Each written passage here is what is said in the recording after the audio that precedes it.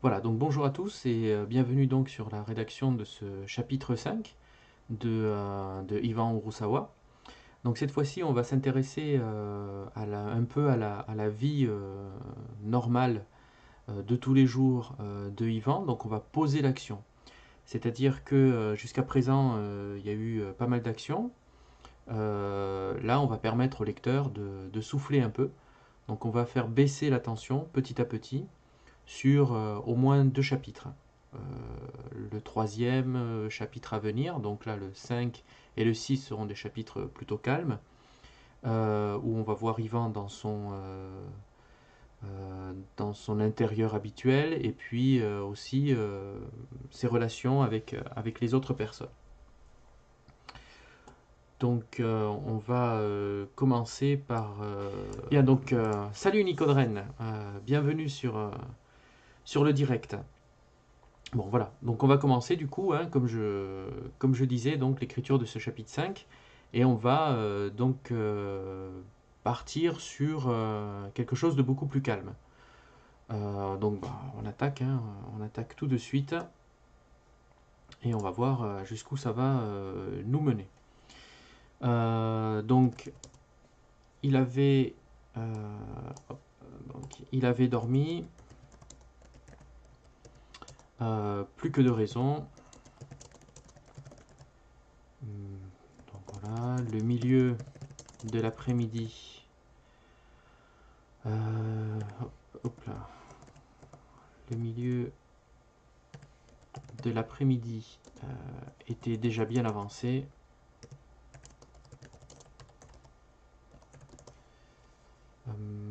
Plutôt entamé. Était déjà bien entamé. Donc Ivan resta assis sur le bord. Assis sur le bord de son lit pendant plusieurs minutes. Donc on va le laisser un peu perplexe de ce qui s'est passé, hein, pendant plusieurs minutes, le front soucieux. Donc le changement dans le souvenir, le laissa perplexe. Voilà.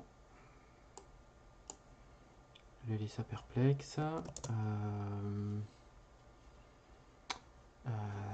Donc il ne fallait pas, il ne fallait pas être un grand spécialiste.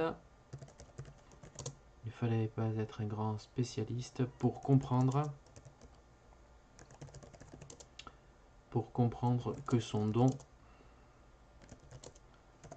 voulait le prévenir d'un danger, point d'interrogation, ou tout simplement qu'il ne devait pas compter sur la disparition de cette maudite faculté. Donc il se dirigea vers le salon. Donc il habite une maison sur la corniche de Sète. Donc c'est un très bel endroit, hein. C'est très joli avec toutes ces maisons qui sont juste au-dessus de la corniche, accrochées, hein, comme accrochées à la colline. Donc on va mettre donc ses parents lui avaient laissé cette belle petite villa accrochée aux pentes, sur les pentes, accrochée aux pentes plutôt, aux pentes de 7 au-dessus de la...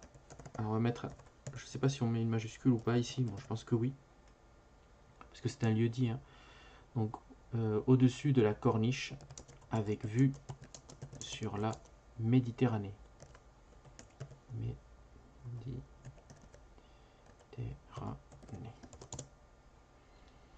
Donc, il contempla la mer aussi plate que son humour, ah non, que son humeur,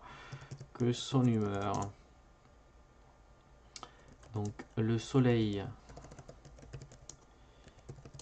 lui apportait,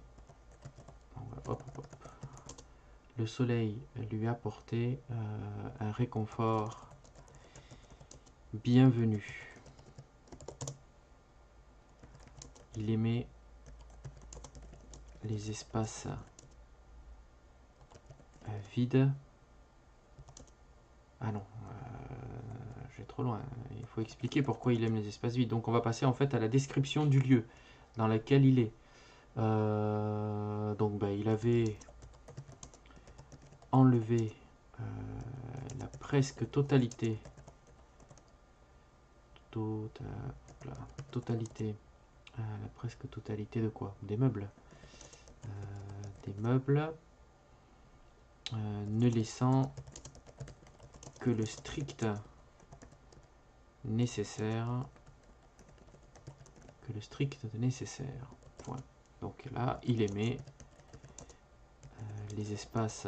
Donc ici, on va donner la description n'est pas inutile. Hein, c'est pas une description pour décrire, simplement pour donner, pour mettre des lignes. Hein, c'est pour donner aussi l'état d'esprit d'Ivan. Donc Ivan, il aime les choses où il n'y a que le strict nécessaire. Il n'aime pas les espaces encombrés. Donc ici, hein, comme il a enlevé tous les meubles, et on va dire qu'il aimait en fait les espaces vides, fonctionnels. Voilà, ça traduit aussi son côté très rigoureux et peut-être aussi, enfin voilà, ça donne son caractère, quoi, des indications sur son caractère. Donc il aimait les espaces vides, fonctionnels, sans surcharges inutiles. Surcharges inutiles. Voilà, donc pareil, c'est très dépouillé, hein, donc au mur, il ne restait qu'une seule décoration, alors 2 points, une photographie, une grande photographie, photographie, on va remonter un petit peu, voilà, une grande photographie, de qui, de quoi? Tiens, je vais faire un petit clin d'œil à un de mes lecteurs qui est photographe et qui habite 7. Donc au mur, il ne restait qu'une seule décoration. Une grande photographie d'un navire à voile, virgule, cadeau. Alors lui, il ne le connaît pas, hein, donc c'est ses parents qui le connaissent. Cadeau d'un certain... on va mettre juste le prénom. D'un certain Jean-Paul M. On fait comme dans les romans où il y a des placements de produits, on ne met pas tout à fait le produit, on ne met pas tout à fait la personne. Donc cadeau d'un certain Jean-Paul M, ami de son père. Voilà. Il était très sensible. Alors c'est Ivan qui était sensible, sinon on va croire que c'est le père. Donc Ivan était sensible à l'œil, non, à ce que montrait l'œil du photographe, de l'artiste, parce que photographie ça va faire sinon doublon, donc de l'artiste,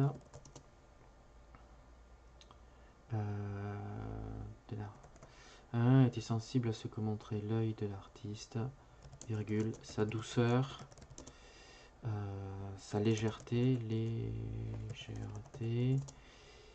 et son optimisme. Voilà. Il aspirait au 3.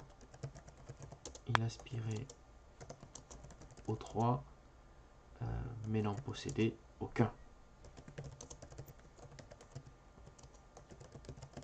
Donc là pareil, hein, on donne une description de Ivan, une description morale d'Ivan, mais au lieu de dire hein, Ivan n'avait pas de douceur, n'avait pas de légèreté, n'avait pas d'optimisme, on passe à travers le tableau pour le faire. C'est plus élégant, plus agréable à lire, et voilà, on n'impose pas tout de suite au lecteur quelque chose, on le laisse deviner à travers la phrase, à travers les phrases, euh, l'esprit de Ivan. Donc il aspirait aux 3, mais n'en possédait aucun. Donc il n'y avait du coup, ouais, voilà. Il n'y avait aucun objet moderne non plus. Deux points, pas d'ordinateur, pas de smartphone. Alors je me demande s'il faut écrire smartphone ou téléphone intelligent. On va laisser smartphone puisque tout le monde dit smartphone. Et puis aussi il faut laisser rentrer la modernité un peu. Donc pas de smartphone, virgule, ni de télévision. Est-ce que ça va ça? Pas d'ordinateur, pas de, ni de télévision. Ok, ça marche. Ni de télévision. Point. Son don. Alors don j'ai déjà dit. Donc son talent maudit. Alors on va mettre talent entre guillemets plutôt. Son talent maudit. Perturbé.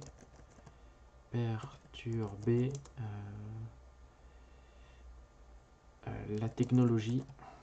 Non, ces objets, ces technologies, c'est je sais plus. Allez, hop, on va mettre ces technologies. On verra après. Ces technologies. Quand il restait trop longtemps à proximité.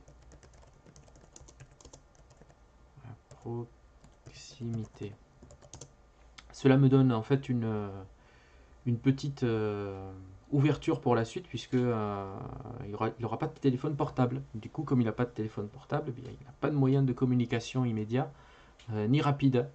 Du coup, ça va le mettre un peu dans l'embarras à certaines occasions, certainement, lorsque le danger pointera son nez.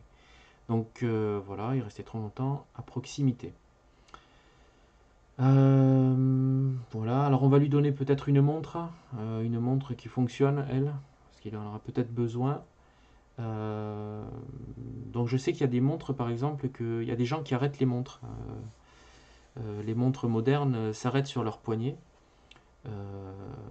Donc il leur faut des montres bien particulières. Donc lui, alors j'en connais une, parce qu'elle est très belle, et parce que j'en ai déjà vu une en vrai. Donc je vais mettre celle-là. Donc on va mettre... alors c'est pas quelqu'un de riche, donc on va mettre sa mère... qu'est-ce qu'on va mettre sa mère qui lui a offert. Donc sa mère lui avait donné pour ses 20 ans... Pour ses 20 ans... ou pour son 29e anniversaire plutôt, c'est plus joli. Pour son 20... non, pour ses 20 ans. Alors, ici. Pour ses 20 ans... je sais pas. Non, c'est 18 ans. Plutôt c'est 18 ans. Pour ses 18 ans...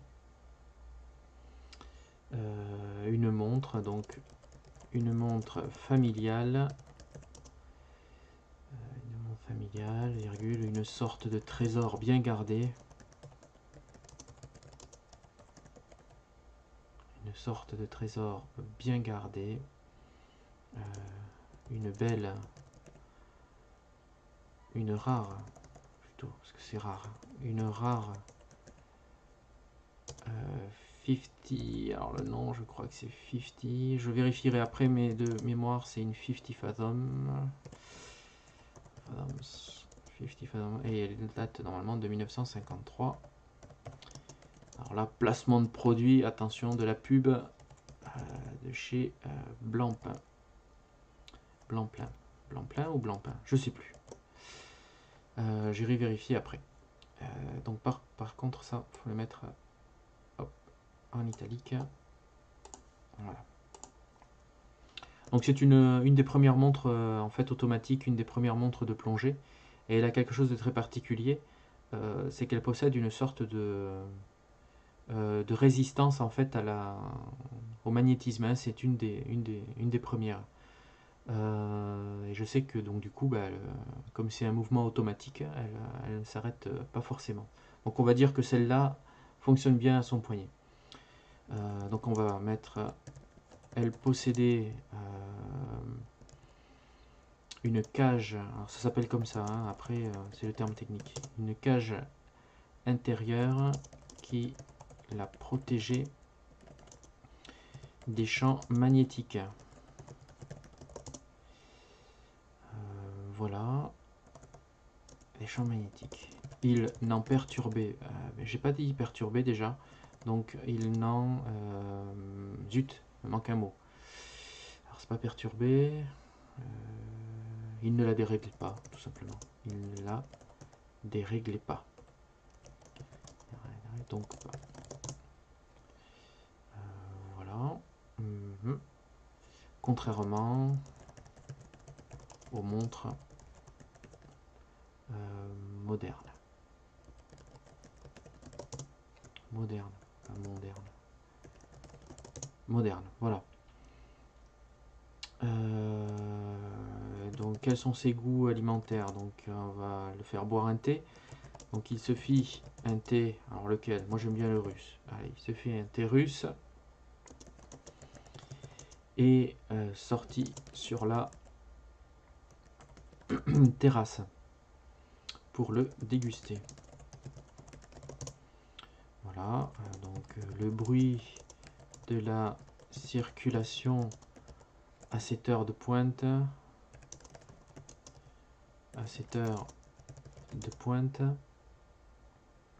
ne le dérangea pas trop.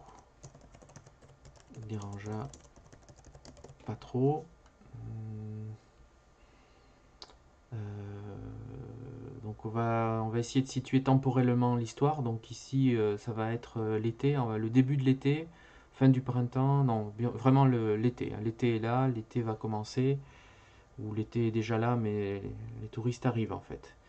Voilà, donc on va mettre des touristes commencer à envahir la ville à l'approche de l'été et déambuler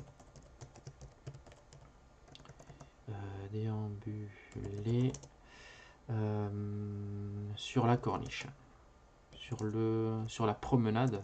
C'est une belle promenade, si vous avez l'occasion je vous la conseille, et déambuler sur la promenade de la corniche. Voilà. Bon, donc du coup maintenant on va passer à son état d'esprit actuel, hein. Donc il n'avait pas de travail prévu pendant au moins une semaine. Il resterait sobre pendant ce temps-là.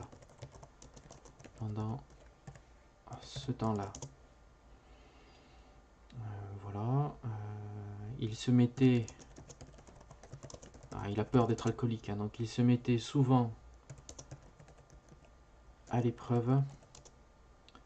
Qu'est-ce que j'ai mis? À l'épreuve. À l'épreuve. Voilà. Il se mettait souvent à l'épreuve afin de se rassurer sur son rapport à l'alcool. Voilà. Donc il ne pouvait... non, il pouvait ne pas boire. Attention, c'est pas le truc. Donc il pouvait ne pas boire pendant des mois sans en ressentir, le besoin. Combien il me reste? Voyons.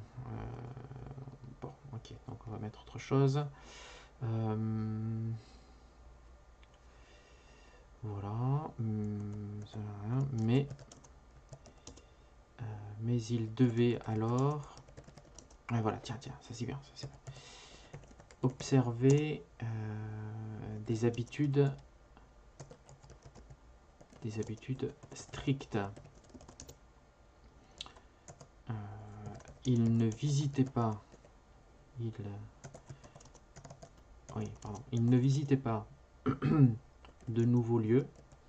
Bon, déjà ça c'est... Il ne visitait pas de nouveaux lieux, virgule, ne fréquentait pas... Il ne fréquentait pas de nouvelles personnes.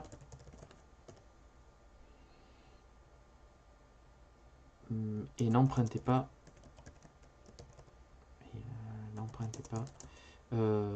des rues inconnues. Lorsqu'il était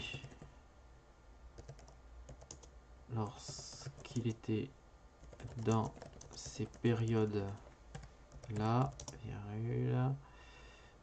sa franchise pouvait lui jouer de très mauvais tours. C'est pas mal ça. Voilà.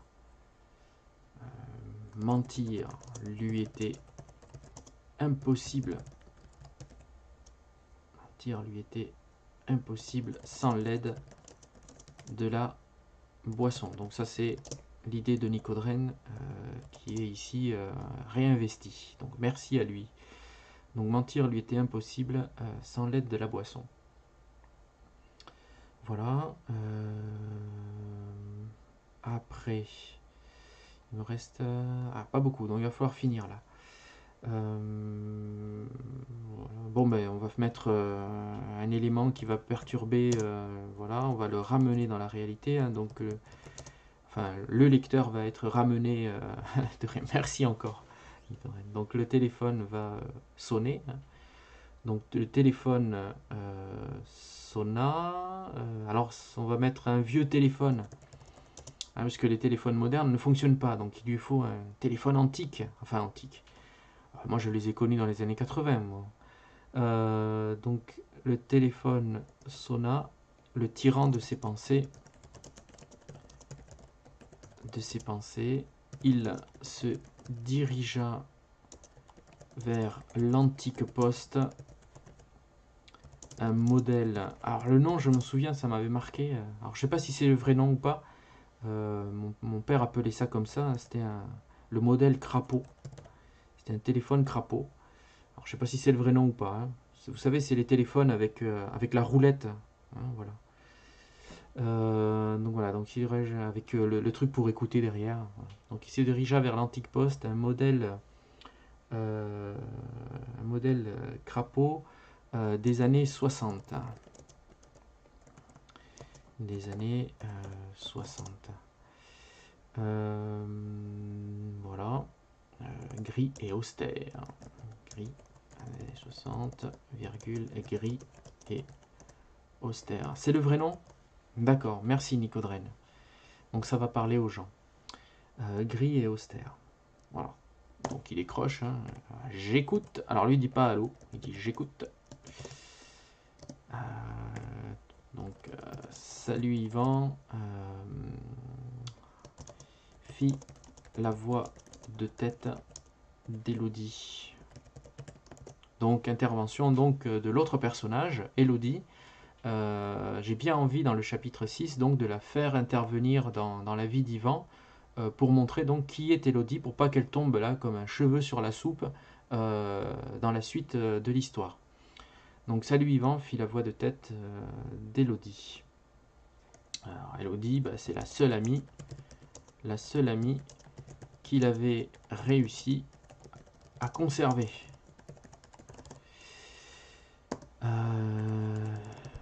bonjour Elodie. Hop, un plaisir de te parler. Et du coup, alors comme elle le connaît bien, tu es dans une période sobre ou pas? Sobre ou pas? Je la débute. Pourquoi? Et on va finir comme ça. On va une sorte d'invitation. Alors chez lui certainement. Voilà, comme ça ils pourront discuter, faire connaissance, parler. Enfin, le lecteur pourra lors du prochain chapitre faire connaissance avec Elodie et la relation donc que Elodie et Yvan entretiennent. D'amitié. Je la débute. Pourquoi? Hop. Donc, que dirais-tu d'un bon vieux film et de pizza? J'ai pu me procurer de nouvelles bobines. Bibines. le lapsus. Donc, de nouvelles bobines. Donc en fait, disons qu'il a une pièce où il a un vieux projecteur de cinéma. Voilà, comme ça, il n'a pas besoin d'aller au cinéma. Voilà. Allez, je commande les pizzas. Rendez-vous à 19h.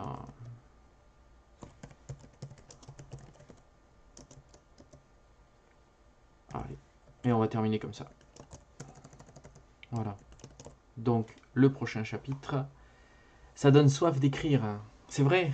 Ah, c'est chouette. C'est le but. Tant mieux. Donc voilà. Allez. Eh bien, allez, Nicodren, il faut écrire. Donc voilà. Donc j'ai terminé le chapitre 5.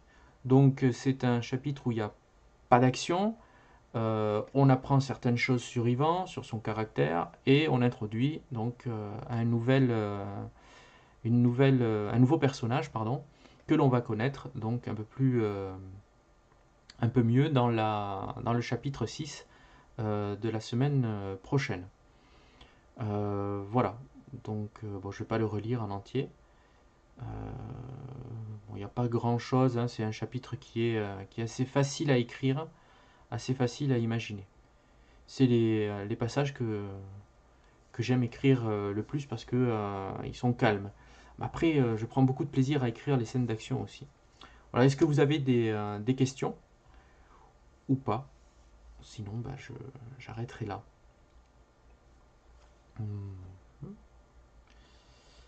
Juste vérifier que j'ai pas. Enfin, je relirai après hein, pour voir. Voilà. Bon, non, mais c'est bon alors. Antique poste, grille austère, j'écoute. Voilà. Oui, ils sont nécessaires. Hein, voilà, on calme le jeu. Chose que j'avais tendance à ne pas faire dans Marle, où en fait, je pense que les lecteurs finissent à moitié bleus d'asphyxie, tellement ça va vite. Donc voilà, donc il faut effectivement apprendre à poser l'action, ne pas avoir peur aussi d'ennuyer le lecteur un petit peu, parce que il faut aussi prendre le temps. Voilà, donc je vous remercie en tout cas pour ceux qui étaient là. Et puis, comme d'habitude, hein, je mettrai le chapitre en ligne sur YouTube et puis ensuite sur Scribd et Wattpad. Voilà, donc merci beaucoup et puis je vous dis à la prochaine. Voilà. Euh, Ça se prête bien à Marle. Oui, Marle, oui, effectivement, avec Marle, ça va bien. Donc après, mais moi, ça m'a pas gêné hein, d'écrire comme ça. Donc voilà. Bon, mais merci encore, Nicodren, et merci à tout le monde, et puis à une prochaine fois. Au revoir.